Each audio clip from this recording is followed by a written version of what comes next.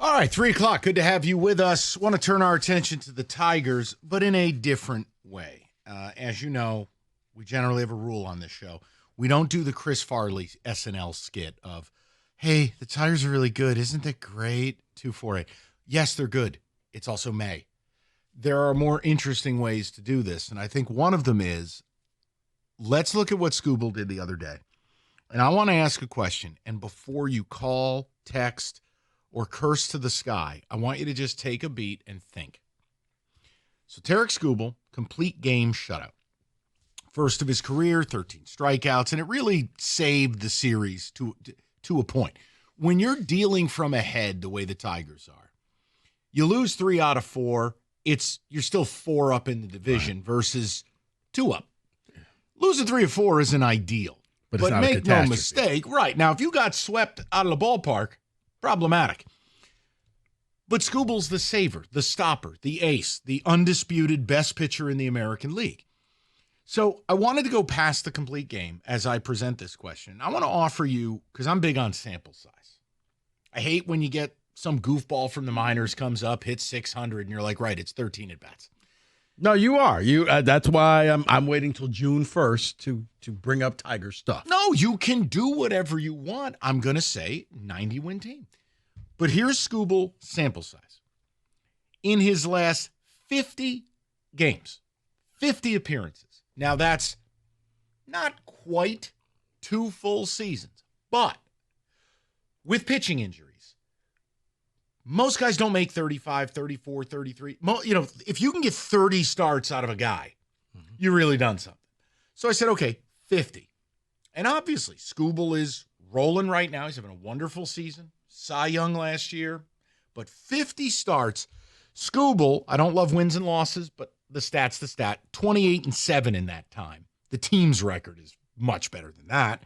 ERA of 2.27 and almost 400 strikeouts in the 50 games. 383 strikeouts. Here's my question, guys. What is your confidence level the Tigers are going to sign Skubal? Because what you've gotten over 50 games, I would argue, is every bit what Justin Verlander gave you in the must-see JV time frame. Oh, but what about the no-hitters? It was also 15-plus years ago, guys. The game has changed. Guys don't pitch as long. All I can offer you is, if Skubal pitched 15 years ago and his pitch count was 120, you'd probably get a couple more things. But here's my question. Look, last year, the team was bad until they weren't. Right. We talked Skubal trades, Skubal signing. What do you do? What did we say this offseason? I really would like to get it done. All we heard about was a low ball offer. We have heard nothing since. Nothing. This team is anything but bad. This team is good. Meaning, you can have no conversation about trading. Meaning, you're kind of trapped. Now, I've said it from the beginning, and I've either, some people agree, some people got unhinged when I said it. I just said, ultimately, if I'm Boris and I'm taking this kid to market, I'm searching for $40 million a year. Yeah. Garrett Cole got about 36.5. I got a left-handed in his prime, Cy Young. Now, here's my point. Rico, with every performance like Sunday, with every start, his price just goes up. Yep. So my question is, and again, I don't know what's going to happen, but what's your confidence level that this guy is going to be here beyond next year? I'm not very confident. And scale of 1 to 5. Well, 5, I'm confident. And 5, it'll get done. Shut up, radio man. 1 is you've already cashed in your Skubal jersey because you believe he's going to be a Yankee. I'm probably at a 1. No. I'm at a 1 because, Mike, and this is one where it may just be the two parties go apart. Like Scott Harris, he said on a podcast where, it takes 2 to tango. And I interpreted that as, we're trying, but we can't do this dance solo. We need some help. And I do think that the price is going to be so astronomically high that I don't know if the Tigers will pay that price, whereas a team like the Mets may come in there, or the Yankees, or the Dodgers. Like, somebody else is going to come in and pay this ridiculous amount of money for him. I'd pay him 5 at 200, and I wouldn't think twice. Why? Because you've got to take chances, and there aren't horses. This guy's a thoroughbred. Yeah. And look, he hasn't been hurt. And I know he's had a couple arm injuries, but he's been rolling. 50-game sample size. Yeah. I think that he may be willing to test the market out. And good for him. I mean, get what you can make. But I think in the end, if he tests out the market, I don't think Detroit's going to be a major player, because I think that their offer will come in as a lowball offer compared to other teams. Okay, Not so to say that they don't value, but I just think, man, you get the Mets out there with their monopoly money and they don't care, and now he's gone for 5 years, $250. Okay, that's no. I get what you're saying, right. but I would say to hell with him then at that price. That's crazy. But look, but that's a few years from now, so who knows what the new market's going to be? Guys, you tell me. And I heard Cookie say it this morning, and I just can't disagree more. Well, that's an off-season conversation. No, actually, it isn't. Because right here, right now, if you make an appropriate offer, like if they roll out the Garrett Cole offer, first of all, you're going to hear about it. And second of all, Scott Boras has a fiduciary responsibility to his client.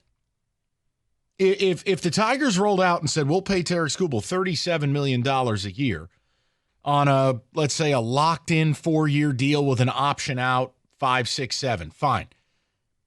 That's something you have to think about. Right. But we have no evidence of that. No one you talk to has evidence of that. So my question is, while we're delighting in this run, and while this team is fantastic, it is this thing that I do think about where it's like, okay, I got a year and a half more of them. That's it. Because until there's a deal, there's not a deal. Mm-hmm. And there's no scenario. Look, I'm not saying I want this. I'm saying it would be easier if the team wasn't good, because then the T word happens. We can't have those conversations. You are good. You need this man. Especially because Scott Harris keeps signing 50-year-old Golden Girl pitchers who can't pitch. But, guys, what is your faith that this organization is going to pay this decade's Verlander, this decade's Scherzer? Just tell me here today. No one's quoting you on Tuesday, May 27th.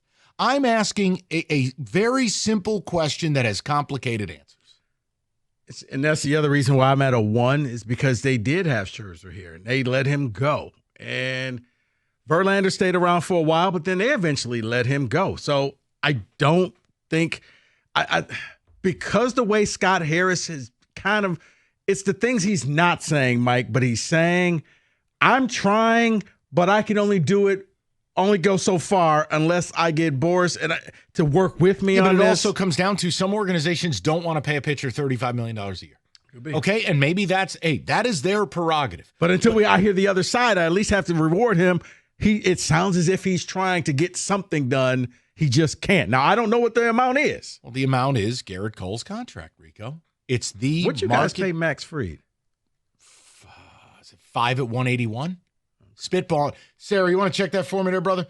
I thought it was it 5 at 1? No. 5 at 181 or 7 at 180? I don't know. Whatever. The Yankee money isn't even real. Right. He's been great. Thank you for him, by the way. Oh, 8 at 2. 218. Yeah, 218. 8. All right, there you go. I don't know. Do I have a problem with it? No. The Garrett Cole contract, yeah, it looks terrible. He blew out. But was Garrett Cole really good for the Yankees? Yes. You think there's a chance that Scott Boras is going to make sure he tests free agency? I think so. And Paul, if he makes it to free agency, I don't feel like he's coming back. But if the organization's not going to make an offer that keeps you from free agency, then why would I be mad at the player or agent? I'm not. By all accounts, the only thing we've heard is one low ball offer that was, quote, not competitive. Okay, look, anything happens. If a player has a bad bowel movement, Jeff Passan will be on your TV telling you. So if the Tigers had made a $200 million offer to Skubal, we'd know. That's how the game works. One side is going to want that out there, and it would be the Tigers. Right. So I'm asking the question about your faith, your belief. This guy's going to be a Tiger long term. And look, is this a scary question? I don't know. It is. But you're acting like it. I don't know the answer. Notice I'm not pounding the desk and telling you one way or the other. I'm asking for people who delighted in his performance this weekend. Then I gave you the 50-game sample. And we're sitting here, Rico. He's not signed.